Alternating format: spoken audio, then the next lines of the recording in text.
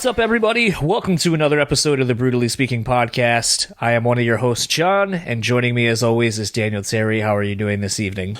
I'm doing pretty good, man. I'm starting to experience the St. Louis weather mugginess, which is like walking outside and immediately somebody throws a wet blanket on top of you. Yeah, it was 97 degrees today in Michigan, and I got to work in a warehouse in that with no air conditioning. So I'm not going to lie, man. I definitely did not have it that bad. Yeah, it sucked. Last week's episode, we kind of talked about the current events of the world and, some of the things that pertain to the rock and metal world. And I feel like a whole lot more shit has happened just within the days of us doing that chat. Yeah. So it seems that I don't necessarily want to say cancel culture is going on strong, but I feel like I just don't even know where to begin with what's going on. It's interesting. The whole thing with the Ghost Inside and Rashad Jackson from Bracewar, I believe, is who he plays for. Who? That's how I felt whenever I saw that. I'd never heard of Bracewar before. Maybe that was the whole goal. I don't know. I hadn't heard of the band, but I knew of Rashad because a lot of the people that I follow on Twitter and so forth always comment on him, and there's a video of him going to super kick a Christmas tree and him falling basically into the tree. So I've been following him for a little while and, don't really see him making a whole lot of, noise really necessarily, just a lot of back and forth with friends of his. So when this whole thing started, I was just like, holy shit. And you and I were kind of like, oh, especially after the Corey from Norma Jean thing. And then, I kind of was following along with everything on Twitter and, seeing a lot of people calling Rashad out. And it's like, some people are like, dude needs to be canceled too. And then other people are like, no, he should be forgiven. And then it's like back and forth of like, well, why should he be forgiven, but not Jim from Ghost Inside? And then Jim from the Ghost Inside ended up doing an Instagram live with somebody, and that made a bunch of news, and now Emery's got a new song kind of talking about everything, and it's been a fucking week for the music news cycle with a lot of this. Yeah, I'm not gonna lie, man. This week I kind of had to just turn most of my notifications off.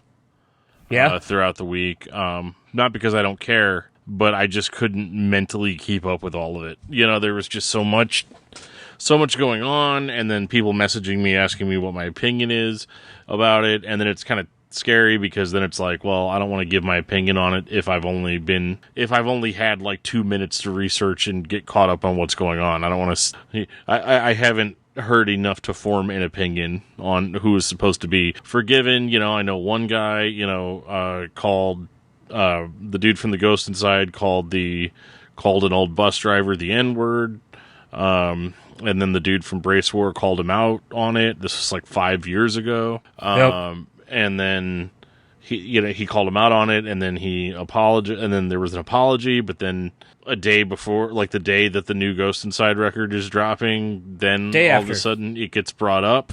Well, it was because they released a shirt that was going to benefit Black Lives Matters. Right. And so that was why the whole thing got started. Right. But I mean, I guess this is one of the unique situations that I have thought a lot about. And in keeping with the last episode, I'll share my thoughts on that. But basically, dude apologized just 5 years ago, and dude from Bracewar said, like, well, that's still not good enough. But at the same time, like, if the band's going to release a shirt that is going to benefit Black Lives Matter, like, wouldn't you want that to go ahead and still benefit? I mean, like, if the organization gets those dollars, but then they find out that a dude that helped raise those dollars said the N-word once, does that make those dollars like not usable anymore? Or that's what I struggle with the most. And I've actually peeked at this Bracewar dude's Twitter, and this dude drops the word faggot more than I drop the word So, I mean, I feel like we're kind of in a pretty similar situation there as far as discrimination goes, or using a slur, And the interesting thing about it, and the part that I see both sides, so I don't necessarily know how I want to feel about it, is, Rashad's kind of going after Jim and basically, not willing to accept that maybe he's learned from that behavior, not to use that kind of language, the impact it can have on, people, the impact it has had on, a collection of people, and all that kind of stuff. But it was so weird to see Rashad's reaction, like, oh, I'm changed since then. I this, that, and the other, and, relying on, the conversations he's had with other people, and, basically the thing everyone's already pointed out, kind of the hypocrisy of everything. And I think therein lies kind of the problem with everything.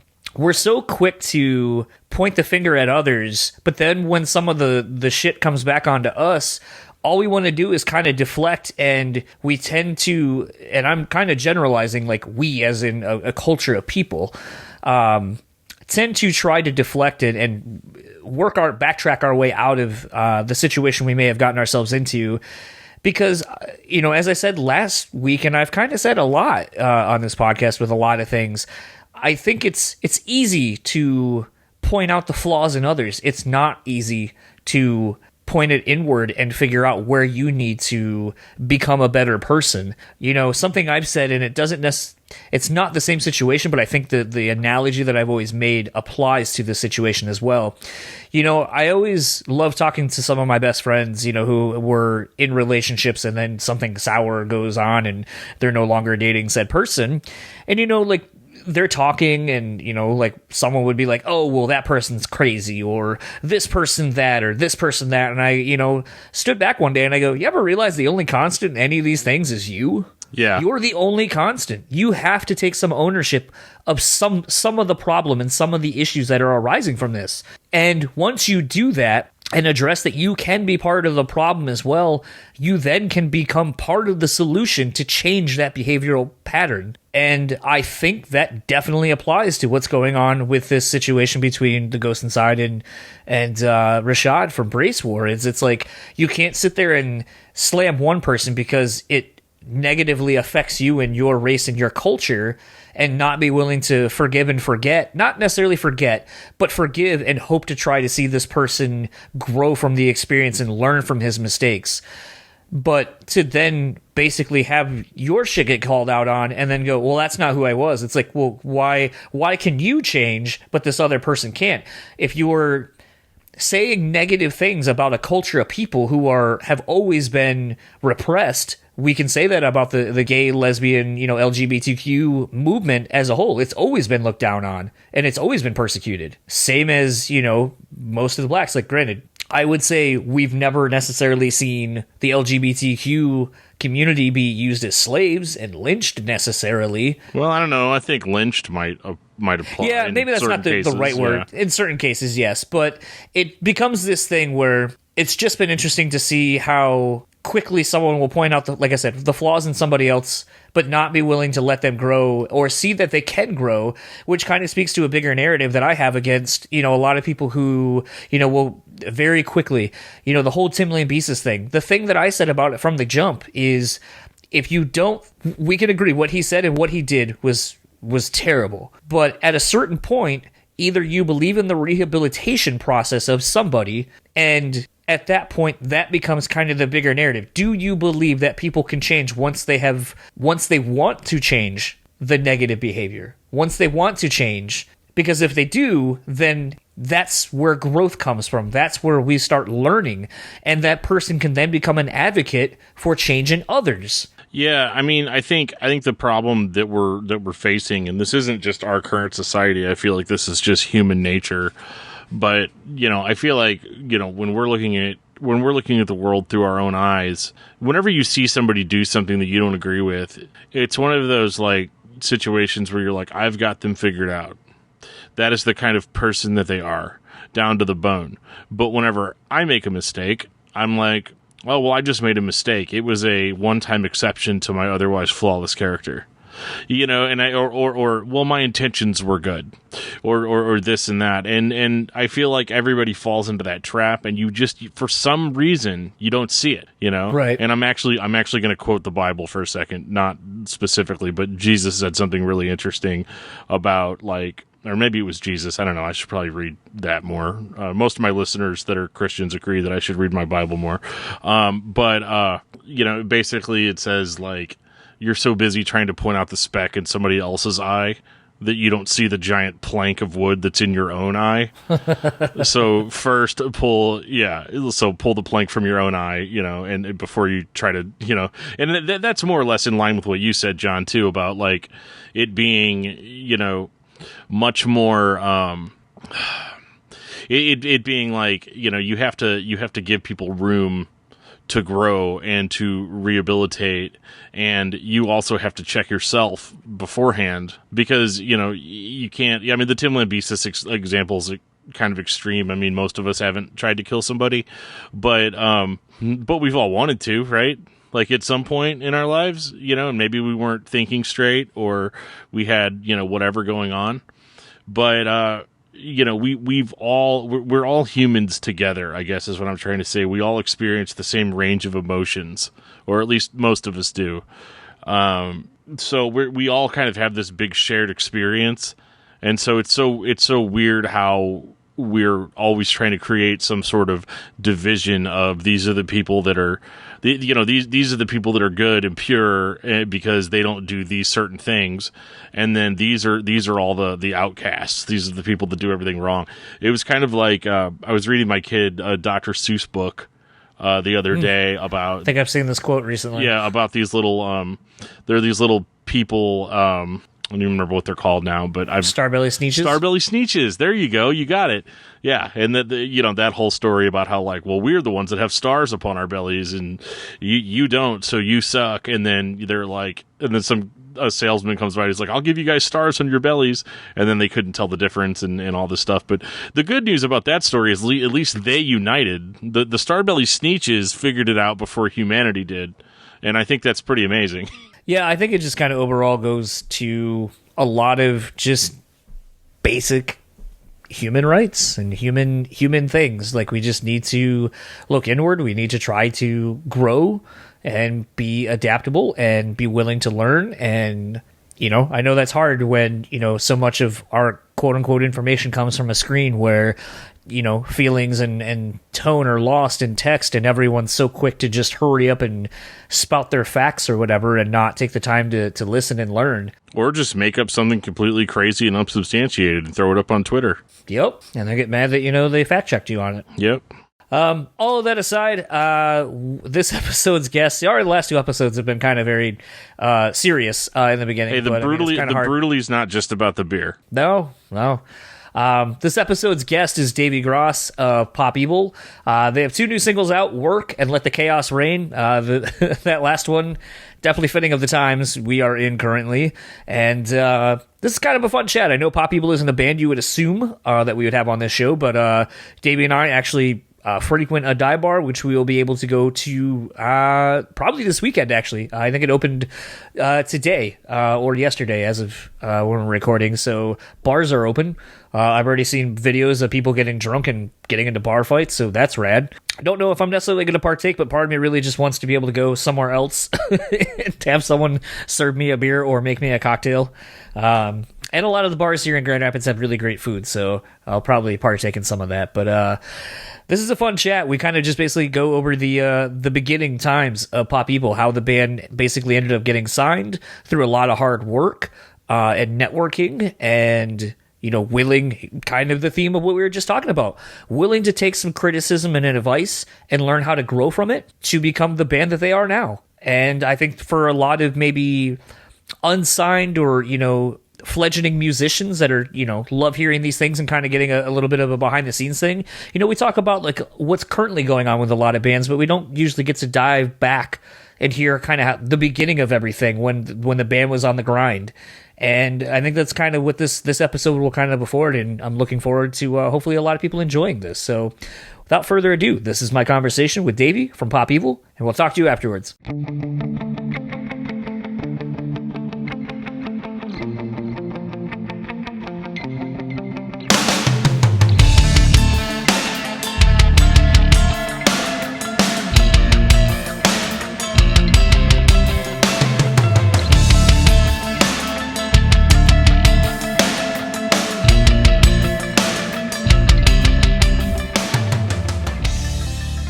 Hey, what's going on? Not much. How was your round of golf?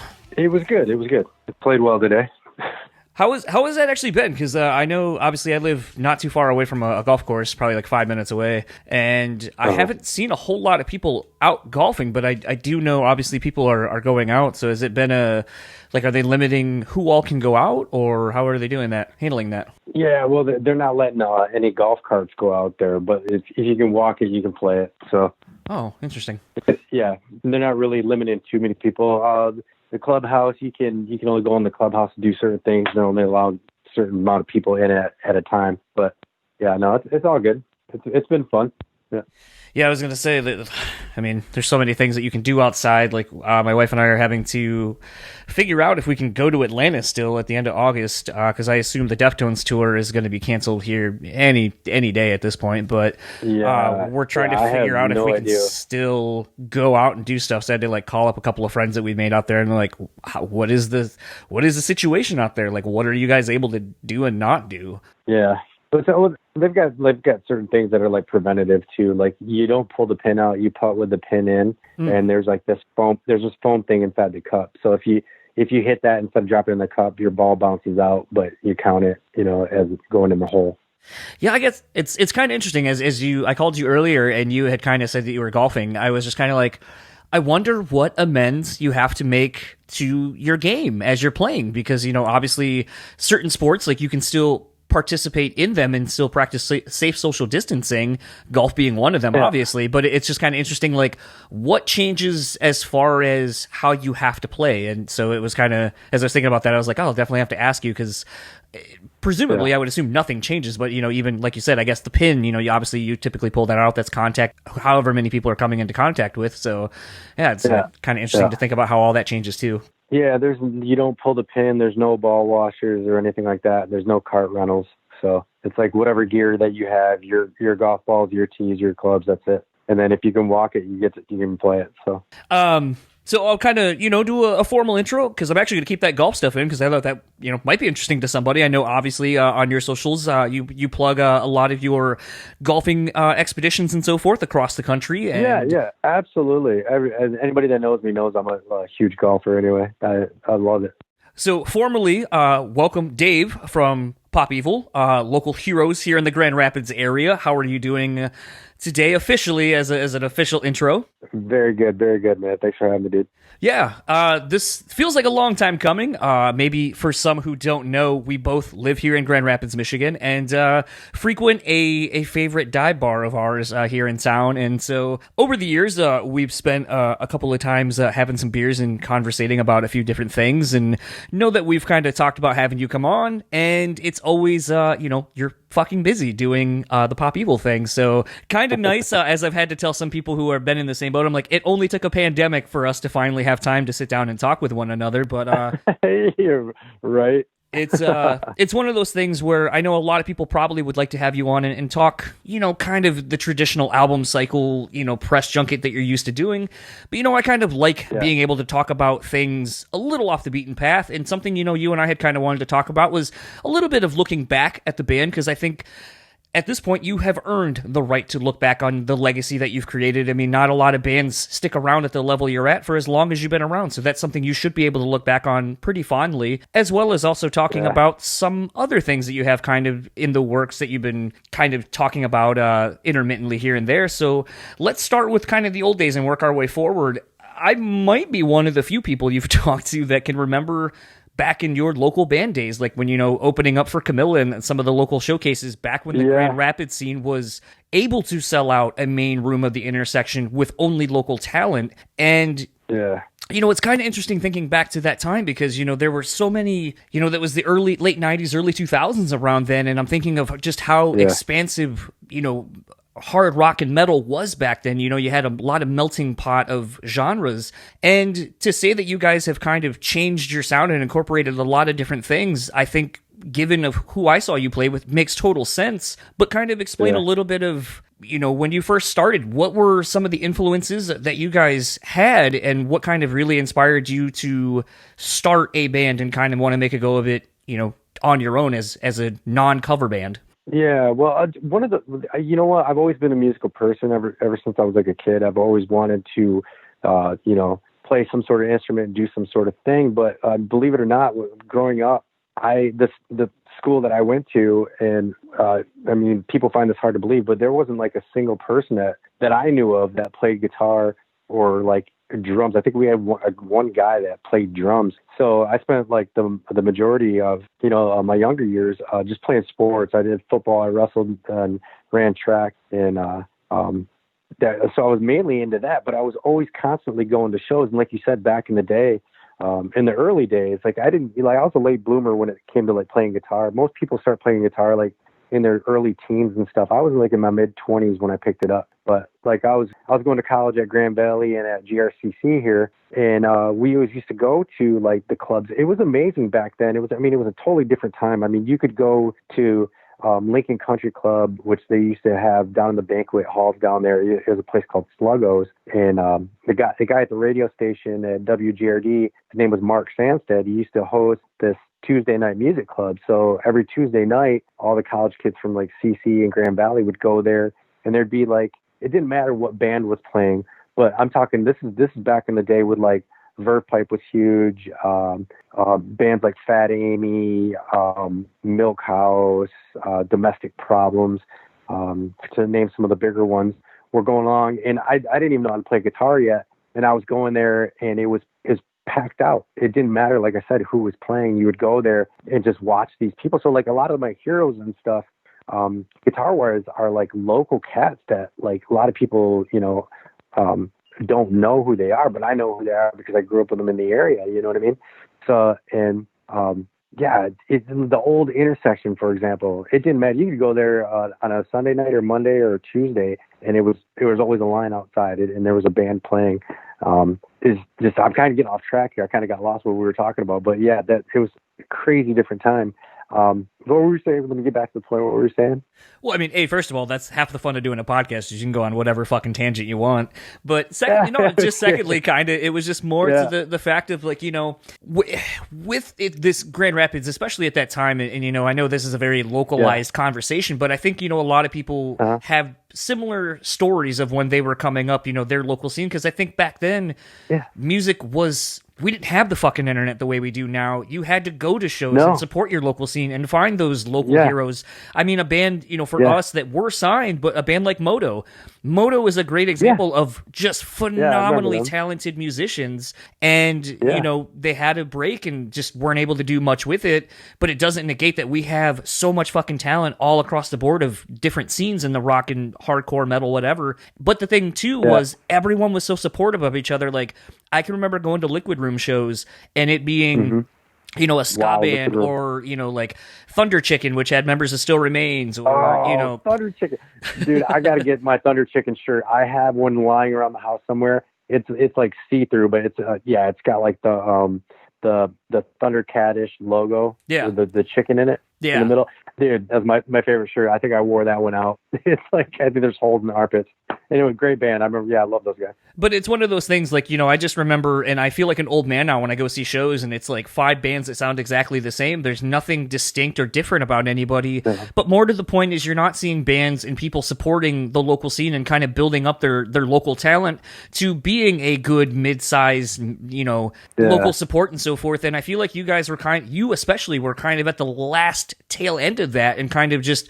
kind of wanted to talk a little bit more about that experience because I know, as I was kind of saying, really were kind of saying to you, and I've said to some other people, a lot of smaller, I don't want to call them smaller bands, but a lot of like unsigned bands listen to this. And I always think it's sort of a disservice on my end that I don't actually ask a little bit more about like the kind of advice maybe you would give bands. So I think, in recounting some of the beginning phases of your career, it will allow some bands to kind of gain some knowledge from you and what you went through and realize that like you guys ate a lot of shit coming up too, probably. Yeah, absolutely. I mean, it's like anything else, it was one of those things. First of all, you got to surround yourself with good people and good things will happen to you. You have to network with the right people and meet people that are really passionate about, music and, what you want to do and people that are going to be there, man. Because you always hear the classic story of, hey, we got this band going together. And it seems like the trending thing is like a year and a half, 2 years, and then they either break up or they stay together. That's what it seems like. But yeah, I mean, like my singer and I, Lee and I, he was in a band called 10-5 back in the day. and I was in a band called Marble, and his band used to go out and support my band. I used to go out and support his band.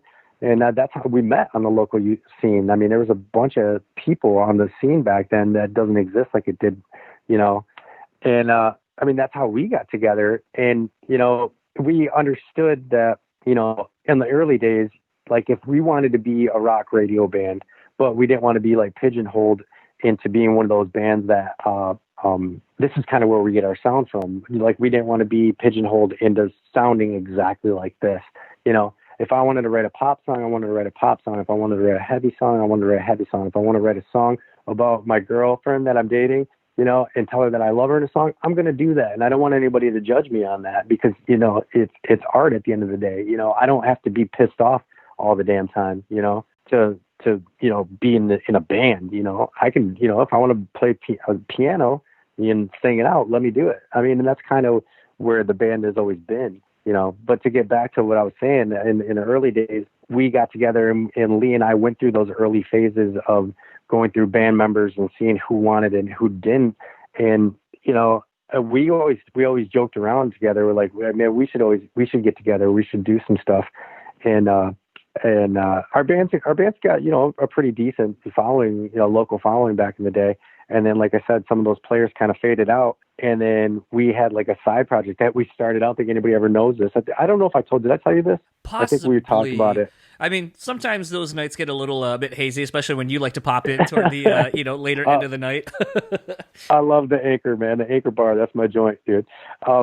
So like we always talked about, Lee and I always talked about starting a band together. We had this side project called polypropylene. I think that's like a plastic or something. Yeah, you know. Yeah. And then just like, you know, Lee's band went through their thing and then my band went through our thing, and we'd always kept in contact. You know, we'd go share some Hungry Howies or whatever, and then go watch the Lions lose, of course, you know. But I think that that was on the tail end of Barry Sanders, you know, before it all went shithouse, you know what I mean? But yeah, so we got together and we understood on those early days, because we went through it with our first band, is that one, you got to have the players. Two, you got to get the money from somewhere. And then we were always in this big old thing like, hey man, all we got to do is get signed and all of our problems will be, you know, will just go away. Well, that's so far from the case, dude. We just didn't understand back then, but we did know that we needed money, because, you know, you could honestly have the best song in the world back then, at least, but if it wasn't recorded or produced right, dude, you couldn't get it on the radio if you wanted to be a radio band. And that's what we wanted to do. We were trying to be a radio band. And that's why we did covers for so many years, because that was how we made our money, you know. And we started off, you know, we've always been an original band. Pop Evil's always been an original band. But we were an original band that did covers to make money to put back into the project. So, like, if you came to a Pop Evil set back in the early days, it was, you know, it was covers. It was like, you know, Alice in Chains, Pearl Jam, Soundgarden, you know. And then the second set, we take a break, and the second set would be our originals. We do like, you know, 6 to 8 songs, Pop Evil originals, that we just worked on to get us into these bars, like the Intersection and stuff. Because you needed a CD or something, some sort of thing to play these clubs back then. I don't know how it is now, but that's what you needed. You needed some sort of material just to get into the bar. So we just recorded some stuff in Lee's basement. But, you know, but that led us to making money doing the covers, you know. And then that third set was all like all the dance stuff, like Justin Timberlake, R. Kelly, AC/DC, 50 Cent, Eminem, you know, just basically partying, throwing a house party. And we were like the band, you know, that did it. But we did that for, I don't know, man, like 7-8 years. And then, you know, from the early days. And we finally got enough cash saved up, and we said, you know what, we're going to go with a good producer, which was Al Sutton. And at the time, he was Kid Rock's guy. He did like Ba Wa Da Ba and Cowboy and all that stuff. And we're like, well, let's get a good producer, because that's what's going to take. We wanted to get on the radio and get recorded right. And that's our next step. So like after like 7 years, I think, of doing covers and doing all that stuff while working 40 hours a week, I'm talking like, you know, playing, you know, working 40 hours a week, and then like Thursday through Sunday, you know, getting done, packing up all the equipment, being done at like 3:00 in the morning, getting to work at 6 a.m., you know, and not taking any of that money and splitting it up between us to, you know, put it into the project, for the bigger, the ideal of the band. What was the goal? We always had to stay focused. Okay, well, we're not going to pay each other. We're going to put this money back in the project because we need money for our demos for Al Sutton in Detroit. And we did that, and then we did that for a while, and we came up with enough money to get it produced. And we did like 3 songs, started with 3 songs with Al, and they came across really, really good. And then to kind of backtrack a little bit, I had a buddy that was working at the local radio station at the time. His name was Dave Fox. Yeah, I think he did like afternoons on, and I was always bugging Dave Fox, man. I was like, dude, you got to get us on the, got to get us a meeting with JT, the program director over there at GRD. And he's like, dude, Dave, they don't want anything to do with you. You guys are like a cover band, blah, blah, blah. I was like, I know, but I just wanted to just meet with them and just, see about, maybe getting something out. And, back then, and it's still the same way now. Like if a signed band comes in and they don't have tour support at that moment, they'll bring a bigger band on to open up the show, Right. And, so like, I was like, dude, we could do that. Pop Evil could be the local opener, let us do that. And he's like, I don't know. And then, so this went on for a couple years. And then finally, like I said, to get back, we had enough money to record the song, right? And we had enough money extra to shoot a music video. So what we did is we went out there and we went out to LA. We found some cats to film us, and we shot a music video out there for the song Somebody Like You. And we did all this Hollywood. I mean, that was, being like a little local cat and actually being on like a film set. That was pretty surreal. It feels like, oh my God, it's all happening, but you're so far from that in reality. So we filmed that up, and then we get back into town. We got the 3 songs done with Al Sutton from Detroit. We got the music video done that we shot out in LA.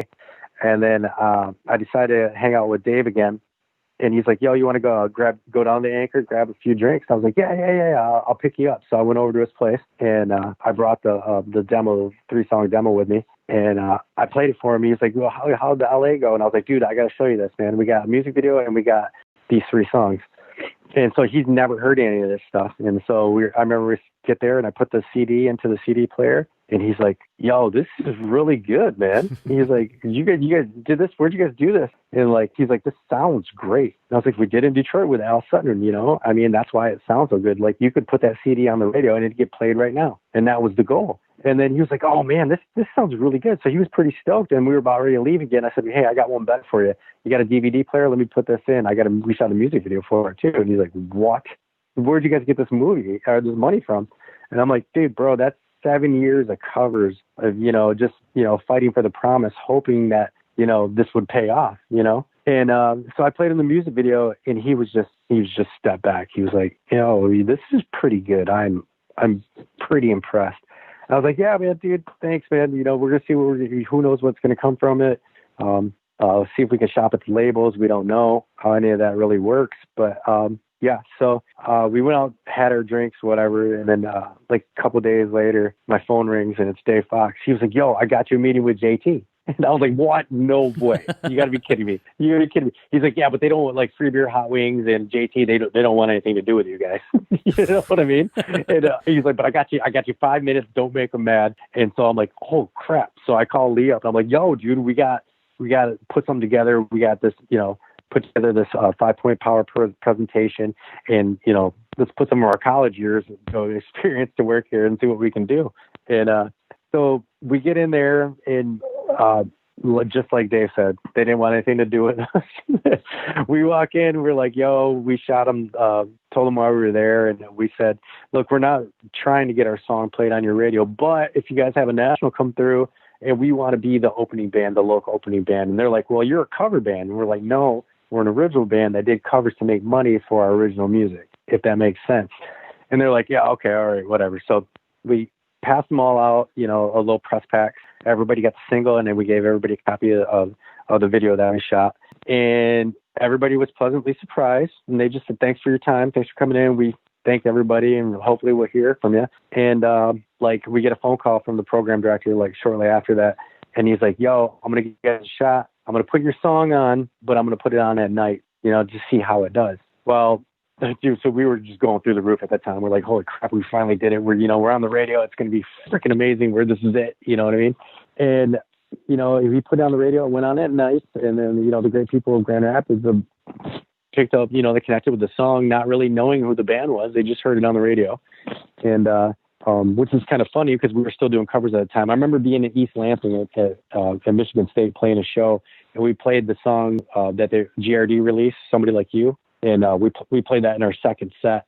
And this person comes up to me and he's like, yo, that song that you did, that Somebody Like You song, you guys sound exactly like the band that does that song. You guys play that really good. I'm like, thanks, man. Yeah. I mean, that, thanks. That's so but, funny. so they put it on nights at GRD, and that went on for I don't know how many ever months. But then it came time for the bootleg. I don't know if anybody knows about the bootleg. Oh yeah, CD. Yeah, do they still do the bootleg CD anymore? I don't think they do it really anymore. Sure. No, I don't think so. Those I used to look forward to those. And for those who maybe don't know, so our local radio station WGRD would put out around Christmas time. They would put out a CD. They'd sell it for $9.79 because those are the call letters of the station, and proceeds of that would go toward a local charity for the holidays. And basically, it was a lot of the in studio performances that would happen. So you'd have like 30 Seconds to Mars doing an acoustic song, or Butch Walker, or in this case, Pop Evil, and some other bands. So you'd have a nice collection of up-and-coming bands, a couple of pretty big local talent, and then basically national bands coming through, usually all acoustic or in like performed at the Intersection live or whatever. So that's what that is that Dave's referring to. Yeah. So that was coming around for that. And then the single that was on at night, So Somebody Like You, eventually got moved to days because it was getting requested so many times. And then eventually, believe it or not, it worked its way to number one, and so we did all this. We did all this through the help of, JT and those guys over at GRD. And they asked us, they said, hey, do you guys have anything for the bootleg CD, anything acoustic? And we're like, well, we don't have an acoustic song, but we have this song that's called 155 that has acoustic guitar at the beginning of it. Would you guys accept that? They're like, absolutely. So they took that one, and then they added it to the rotation for the bootleg bash, and eventually that one made its way to number 1, 2. And that's really, at that moment, that's when things really started to change for us. Labels started calling, we started getting attention on the media-based charts. They're like, who the hell is Pop Evil in Grand Rapids, Michigan? Why do they have 2 number 1s? What's going on? And so that's kind of the Pop Evil story, how the whole thing happened. Like I said, it's surrounding yourself with good people, networking, and, just trying. You get a no here doesn't mean that you can't do it over here. There's a million ways to, from A to B, you just got to find it, and like I said, I really strongly a believer of just surround yourself with good people, So the interesting, thing kind of about that, I have a couple of things to that. One, I don't think I've ever told this story on the podcast just because typically there's really not a reason to. I remember, I've mentioned this local band that has been defunct for a long time, but Camilla, and the only way anyone who listens to the show might even remotely know who they are is Jason Wood, who ended up taking over vocal duties for It Dies Today.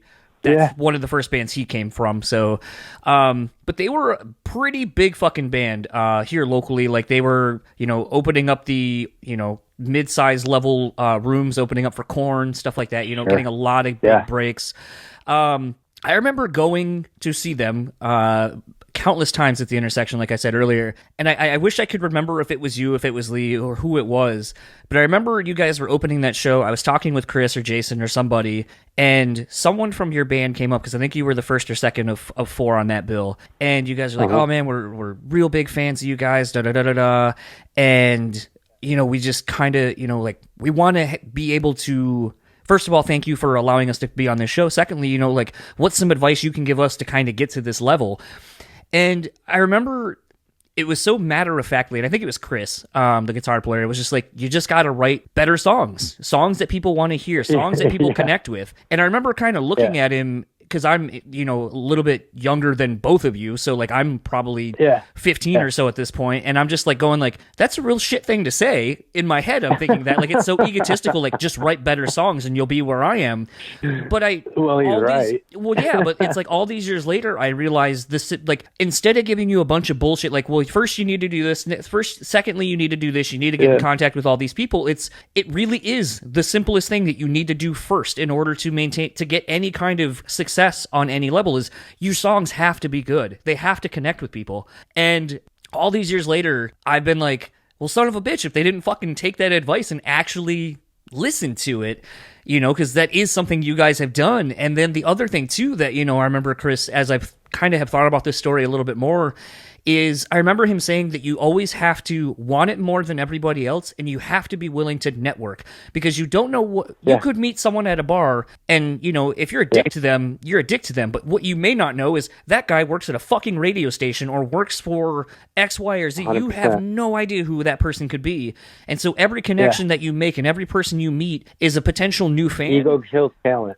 Ego kills talent. 100%. And was one of those things that, like, I remember that story too, and kind of piggybacking off of the story I just said, something that I also think is interesting to the story, and I've talked to this person about your guys' success, is Susie Cole, who used to work for the other radio station here in town, KLQ, who now is the head of the rock and metal department for iTunes at Apple. Yeah, she's killing it, It's one of those things where it's just like, you guys could have possibly blown them off because you wanted to, you know, had more ties to GRD or whatever. But here you guys both are all these years later, not necessarily, you know, achieving all the success you guys have in your different career fields in the music industry, but you guys have been probably intertwined throughout this whole experience. And it's like, if you guys would have been dicks to them or her, potentially she might go, you know what, I'm not going to put them on our top, you know, new and upcoming or whatever playlist all these years later. So it's very, very easy to do. Yeah, she could have done that to us if she wanted. Yeah, I've run into her a bunch of times, dude. I love Susie, man. She's great. But it's just one of those things where, you know, the Grand Rapids scene, like I said, there's so many interesting things living here over the years and seeing, especially from that time period where it's like I've seen so many people achieve monster success, and I'm just like, wow. And, you know, something else I kind of wanted to talk about, you know, we've joked about it a little bit, you know, Anchor Bar, our favorite dive bar. Hopefully this gets me a free tab or something. I don't know. Timmy. It's one of those things where all of you guys, other than Haley, your drummer, who is not from here, but everybody still lives here in Michigan. Most of you, I think, you know, everyone still lives in Grand Rapids. What does it still mean to you to still live here when so many, you know, I'll say Floyd Mayweather, for example, he made his name here, and then as soon as he made his name, he fucking left, and it is not from Grand Rapids anymore, and he's more of a California native now. What does it mean to still be here and still call Grand Rapids your home? You know, to each their own, man. I mean, for me personally, I spent my whole life trying to get out of here to realize that I live in one of the best cities, period. You know, I just love it here. I love the people here. I'd be crazy to get out of here, you know. I don't know. It's just roots, man. Roots, family, friends, you know.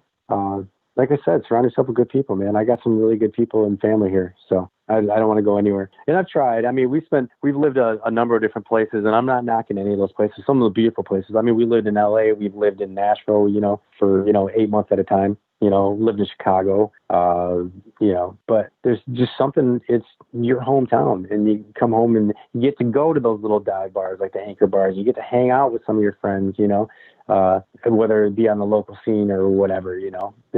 I'll never leave Grand Rapids. It's definitely a interesting melting pot. There's only been 2 other cities I've been that kind of has the same vibe, one being Atlanta, and a specific part of Atlanta, and then the other one being, for me, Buffalo, New York, which just has a very Grand Rapidian kind of vibe about it to me. Very blue collar. Yeah, it does. It does, doesn't it? Yeah, it really does. Yeah. You know, you guys did I don't know if this is the first year you've done a New Year's Eve, you know, downtown Grand Rapids thing. How did you find that? Because usually that is reserved for pop acts and top 40 acts or old nostalgic acts and stuff like that. I think this is the first year I've seen in at least a decade where someone of your level and your genre is playing it. So how did you feel and find playing, you know, one of the biggest party nights in the U.S.? That was great. That was it was a pretty surreal moment for me, just because, I mean, it was my New Year's Eve is my birthday. Oh, So okay. yeah, so that was a really, really, I was dreading it the whole time because it was so damn cold. And I never want to do that again, but I'll do that again. You know what I mean? It Right. was freeze. I don't know if anybody's tried to play guitar when it's like 30 below wind chill outside, but your fingers don't want to move. No. Let's just put it.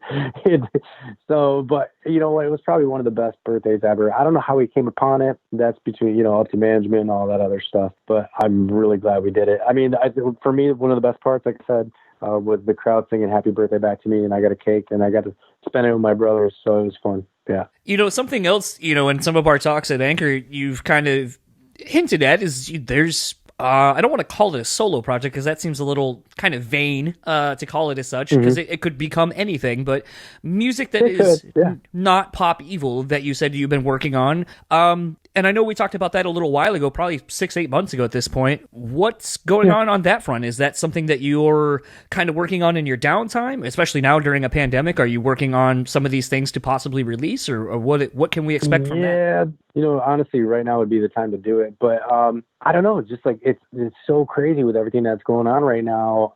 We're just everything's kind of at a standstill for me personally. I work out of a studio out in Boston, and just getting back and forth out there right now with everything that's going on, it's kind of like nah. But yeah, I mean, I have tons of material and stuff, you know, stuff that we haven't used, and I think I probably got a couple albums worth of stuff. And I've been, you know, ticking around with the idea, getting a side project going. Absolutely, try to get some of that stuff out there.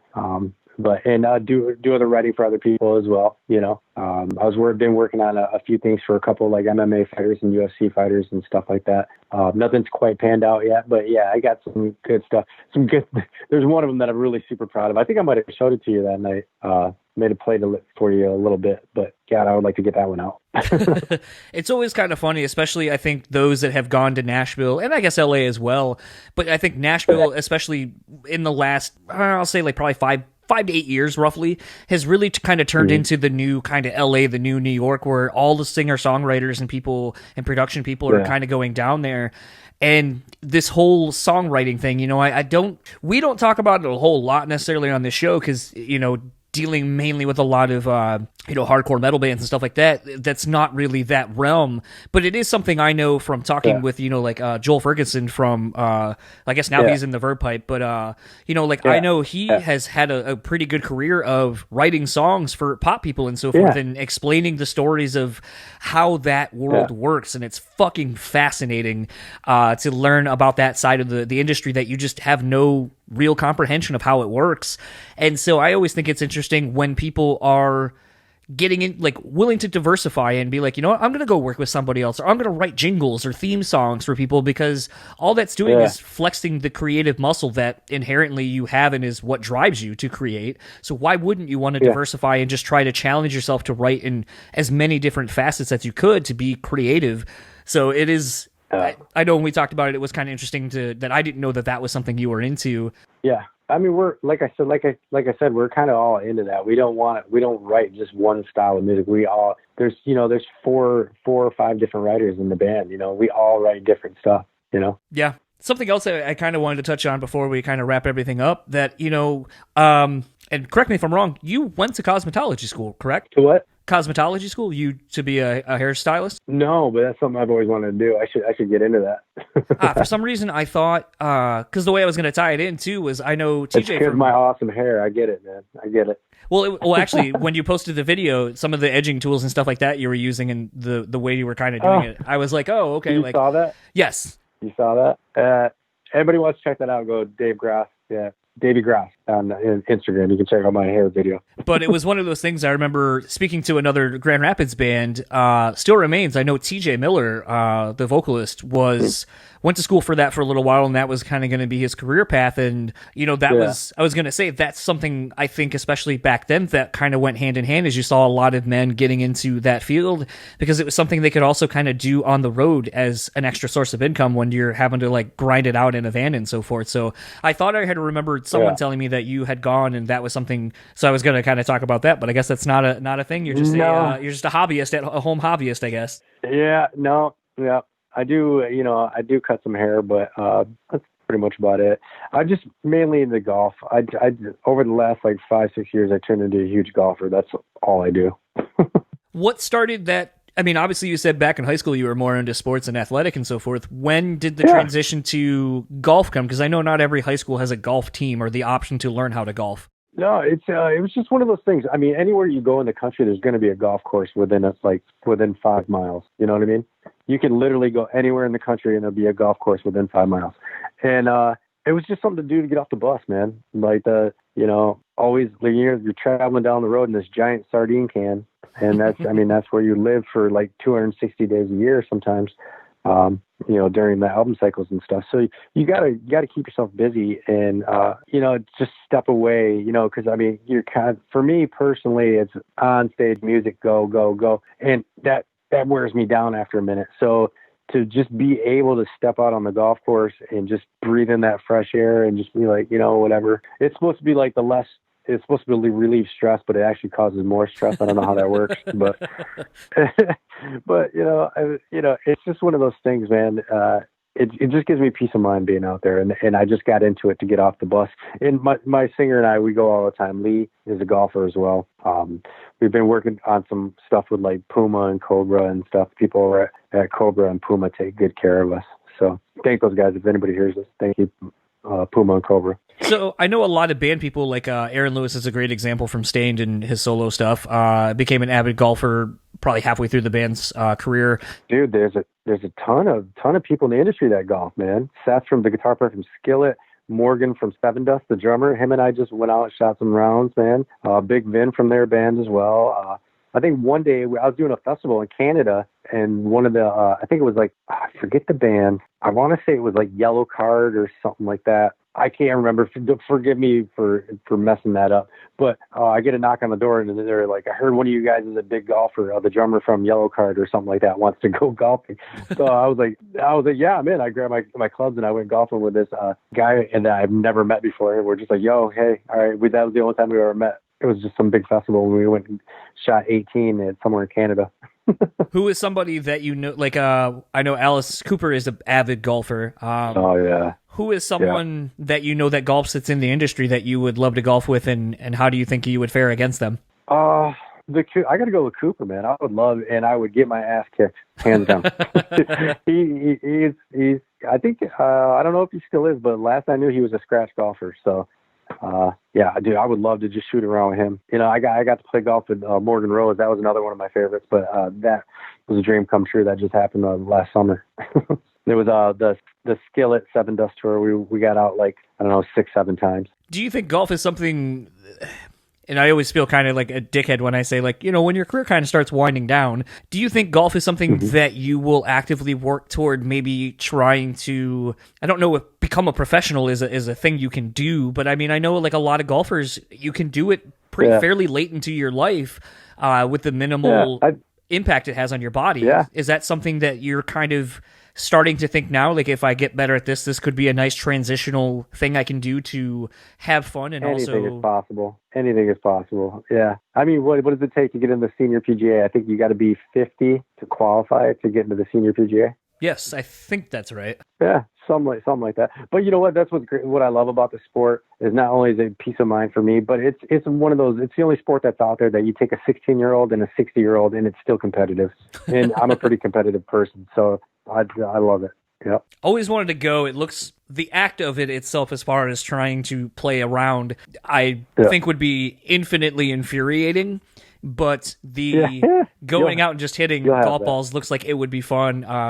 I have never done it just because I don't have anybody that I know that does it, but it always looks like something that'd be fun. But I know from playing lots of... You got my number, dude. Let's go. You got my number. Let's go. I just have to go and get an outfit, I assume. But I just also don't want to ruin someone's clubs. I got plenty of those, dude. I'll hook you up. I'll get you all dressed up and give you clubs. Fair enough. Well, I know the band obviously just dropped a couple of singles. I'm sure there was supposed to be some touring that probably is much delayed at this point. Yeah. I haven't got anything that I can quite quote on that yet, but things are coming around. It's looking good. So we will be back out. It's just a matter of time. that's all. Just when this passes, we'll see. But it's definitely going to happen. Are there talks of doing any of these live quarantine session kind of things? I'm starting to see pop up everywhere. Is that something you guys have entertained the idea of doing, even if it's just an acoustic, 20-minute show online or something? I haven't been asked yet, but I think Lee is in the. Don't quote me on that. I don't know. I think he might have something up his sleeve. So yeah. And lastly, where can everyone find you or the band online? You can find me on Instagram. Both of us on Instagram. Davey Grahs. And then just, of course, Pop Evil at Instagram. Awesome. Well, thank you so much for taking the time during this, and I'm very much looking forward to being able to share a beer in person as opposed to doing it digitally. Absolutely, man. Let's do it. Thanks for having me, man. That was fun. So that was my conversation with Davey from Pop Evil. I really enjoyed the conversation, about how, just kind of reminiscing about our local scene. Something Dan and I have done over the years of doing this show sometimes is talking about when we were coming up in our mid to late teens and just kind of remembering when seemingly everywhere had some sort of a local scene, and there were the bands that kind of were breaking and so forth, and I said it kind of in the interview, but I'd kind of be a bit remiss if I thought that Pop Evil was going to be that band initially. There were a lot of bands that got all the great opportunities to open for the big nationals coming through, all the sponsorship opportunities for Jägermeister and Budweiser and so forth, and winning the battle of the bands and so forth, and in the beginning that wasn't Pop Evil. And it's not to say that they didn't have their fans or weren't working just as hard. They just weren't catching the breaks then. But, as you heard Davey say, he happened to stay in contact with everyone. And as we sort of were talking, and you never know who can unlock what doors at what point in your career for you. And it's, I think that's something to me that I think is pretty powerful to think of. Like I said in the thing, one of my friends' bands who was the big band in town, just basically telling someone in the band, I really wish I could remember who it was, when they were like, oh, how do we get to be like you? How do we get these opportunities? And they're like, it all starts with writing better songs. And, I know for a lot of people, Pop Evil may not be the band that you like. I was seeing a lot of comments today during some of the Bad Wolves news making the rounds. A lot of people making the comment about butt rock and all this kind of stuff. But it's like, you can't be one of the top headliners at a lot of these Dan and Wimmer fests or be damn near at the top of it like Pop Evil is if you're not doing something right. Yeah, I mean, it's, I think there's a lot of self-deception that goes into things. We all have bands that we like, but for some reason feel like we're too cool to tell people that we like, with me, it was pretty much all of the emo bands, even from the emo boom of the early 2000s. And I still like most of that stuff. And a lot of the bands I still listen to now, like the ones that are still around. But when I'm around a whole bunch of metal dudes, I tend not to bring stuff like that up. And then people, but then on the flip side, there's people that take it a step further and are just like, oh, it's butt rock. It all goes back to Nickelback, right? Like everybody hates Nickelback, but they're selling out stadiums to somebody, or at least they were. No, they still are. Last run they did, they were selling out arenas and shit in Australia and so forth. That's the thing. You can't. I think I've said it on here. I saw Five Finger Death Punch at a casino up north, probably 10,000 people or more. And it's one of those things, Five Finger may not be a band that I actively listen to, but you can't turn around and see 10,000 people singing along to something that passionately and be like, well, they're all dumb. And it's like, well, no, maybe you're kind of dumb for at least not being like, holy shit, that's impressive that they can get 10,000 people to come out and do anything or agree upon anything. And that's pretty fucking hard. Yeah, absolutely. And even I've seen Five Finger play live, and I'd never buy a record from them. It's not something I'd listen to in my spare time. But it was a very entertaining show, yeah. And it was a big spectacle, and it's almost like bands like that, they thrive in that environment more so than some of the more I would never throw a singing chorus into my music. Those guys, okay, cool. You just have to be happy to be playing to a, maybe if you're lucky, packed out 300 person venue. Right. Yeah. Pop Evil has taken out some of the bands that we have had on this show and that we champion, like the likes of Seven Dust. This is a fun one. We have been really trying to kind of diversify what you're going to hear on this show. We go from everything to, brutal death metal to, something like this, kind of more in the pop rock kind of vein, or, heavy rock, to even some of the stuff you might hear on like active radio rock and so forth. We got a couple more curveballs for you coming up too. We're dipping into the indie rock scene a little bit here in a couple of weeks. Oh yeah. And, we want to expand as well. I think the thing that Dan and I kind of have been talking about for a while, and as we kind of have talked about today, is that, we aren't just a specific set of music that we like or a specific set of influences. I'm kind of jealous of the fact that Dan, did an episode, a rap episode on discography discussion. And, we've had two people that have done it, but they're friends of mine. I would like to kind of dip into that a little bit more. And I just think, I'm having fun being able to bring different kinds and different genres to this, because I think everyone has an interesting story potentially to tell. So we're going to kind of start wrapping this episode up. If you would like to keep up with Pop Evil, you can find them on Facebook, Instagram, and Twitter at Pop Evil. Head over to Instagram to follow Davey at Davey Grahs, DAVEYGRAHS. If you need any of that, it's in the show notes. Go check out their 2 new singles, Work and Let the Chaos Reign. I think kind of shows the diverse range of Pop Evil's music.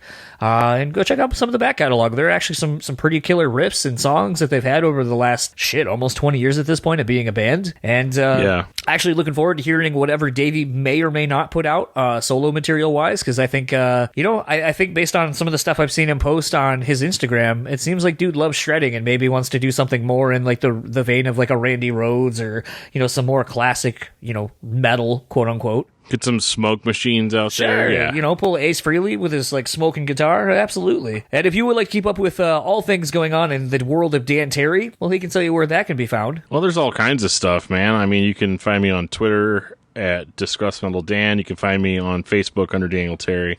You can send me an email at discussmetaldan@gmail.com. And you can find my other podcasts, Discuss Metal Discography Discussion, at discussmetal.com. And if you would like to keep up with all things this podcast, you can find us on Facebook, Instagram, at Twitter, at BrewSpeakPod. And guess what? We have a new fucking website. It is live as when we're recording this. We're going to probably hop on the old Facebook machine and do a live thing real fast, just to announce that we finally have the website all done. You can find everything this podcast everywhere we've made news over the tenure of this podcast. You can find all of our merch over at Teespring. You can find our pins, which are available for $10, free shipping in the U.S. You can see all of our lovely sponsors. And if you would like to donate to the podcast and help us, keep the lights on and pay for some of the things that we have to pay for, like a website now, all of that would be greatly appreciated. Please go check it out, brewspeakpod.com. And speaking of sponsors, we would like to thank all of our sponsors right now for continuing to support us. First and foremost, want to thank the Bean Bastard. Head on over to the Bean Bastard and get you some delicious coffee, a local independent Buffalo, New York owned company. 2 dudes running it. Great, delicious coffee. Had some Sproton pack this weekend and turned a lot of people onto the Bean Bastard. So go support them. On Point Pomade. Head over to onpointpomade.com. Keep your hair and beard looking on point. Use our code BSP15 and get 15% off your total order. And last but not least, rockabilia.com. They have been so tremendous since they've come on supporting our podcast. A lot of the things that we're doing behind the scenes couldn't be done without their contributions and so forth to the show. If you head on over there, they have over 500,000 items, pretty much anything you could possibly be into band-wise. They probably have that band on there. If it's not just bands, though, they have pop culture merch and so forth, Lamb of God candles, Testament gloves, windbreakers, hoodies, jackets, whatever you need, they have for you. And starting this week, you can take an extra 15% off your total purchase order by using our discount code BREW15. That's BREW15, BREW15. So save some extra money if you are able to buy some awesome band swag. Head on over to rockabilia.com. We want to thank them for supporting us during all this and all of our sponsors. And for the BREWtally Speaking Podcast, I am John. And I am Dan. And we will talk to you all next time. Oh, that fucking sucked. Oh, that fucking sucked. Shao Kahn, what'd you think? That was pathetic. Yeah. Yeah. Coach, what'd you think? Fucking embarrassing! Okay. I mean, I knew it was gonna fucking suck, but I think those guys were a little rude. Austin Powers? How about new? Okay, I thought we were going to get the Austin Powers vote. We did not. John, use that for your podcast. It fucking sucks. But you knew what you were getting into. It's your own fault. It will result in less listens. You're going to see a decline in listeners if you start the show with that. You're going to see 30 seconds in, the number will plummet. And I will be there at the bottom of the plummet saying, I fucking told you. Don't use this fucking riff. It sucks. But